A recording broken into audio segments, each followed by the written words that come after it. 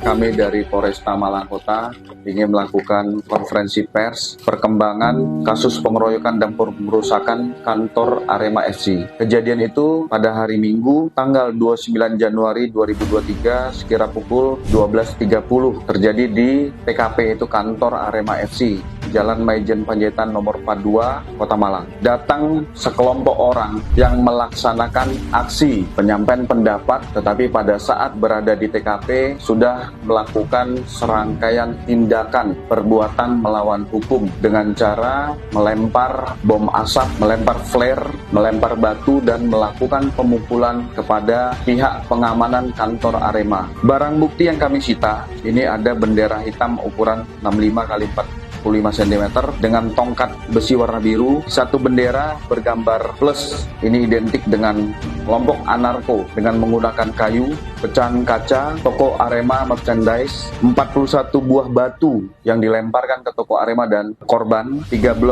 buah bom smoke yang telah digunakan, 3 buah flare yang telah digunakan, 2 kaleng cat semprot yang telah digunakan, 1 kantong plastik berisi cat warna merah, 7 kantong plastik berisi cat warna hitam yang sudah digunakan, 1 buah sapu tangan warna coklat dengan noda darah, 1 lembar kain warna kuning dengan noda darah, 3 buah pecahan neonbox, 2 buah tangan manekin warna hitam dalam kondisi yang rusak, 12 buah bendera warna hitam, 10 buah flyer, serta 1 buah poster. Di sini penyidik menetapkan 7 orang tersangka. Di antara 7 orang itu sebanyak 5 orang kita kenakan pasal 170 KUHP atau pasal 170 ayat 2 ke 2E KUHP, dan 2 orang dikenakan pasal 160 KUHP atau pasal 14 Undang-Undang RI nomor 1 tahun 1946 tentang peraturan hukum pidana dan atau pasal 15 Undang-Undang RI nomor 1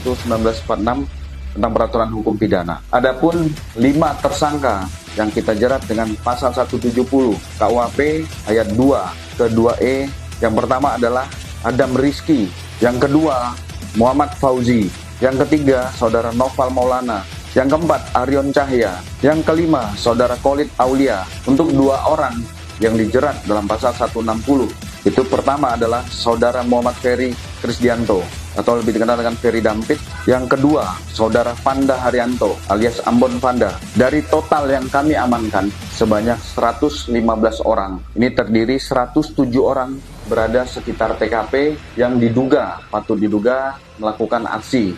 Tapi dari pendalaman Satreskrim, dari 107 ini 94 orang tidak terlibat sama sekali, sudah dikembalikan ke rumah dan pihak keluarga.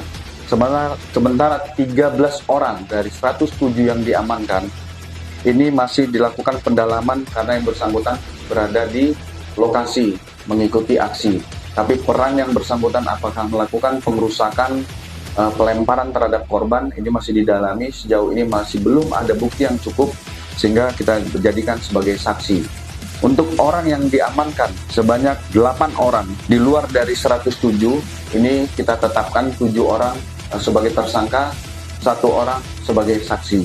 Adapun pasal pidana yang ditetapkan adalah 170 KUHP ayat 2 ke 2E, yaitu pengerusakan, pengeroyokan mengakibatkan luka berat, ancaman pidana 9 tahun penjara. Pasal 160 itu penghasutan, ancaman hukuman 6 tahun penjara. Pasal 14 Undang-Undang RI nomor 1 1946 tentang hukuman pidana, ancaman hukuman 10 tahun penjara. Pasal 15 Undang-Undang RI nomor 1 1946 ini ancaman hukuman 2 tahun penjara. Dan pasal 170 KUHP pasal 1 ancaman hukuman 5 tahun 6 bulan penjara.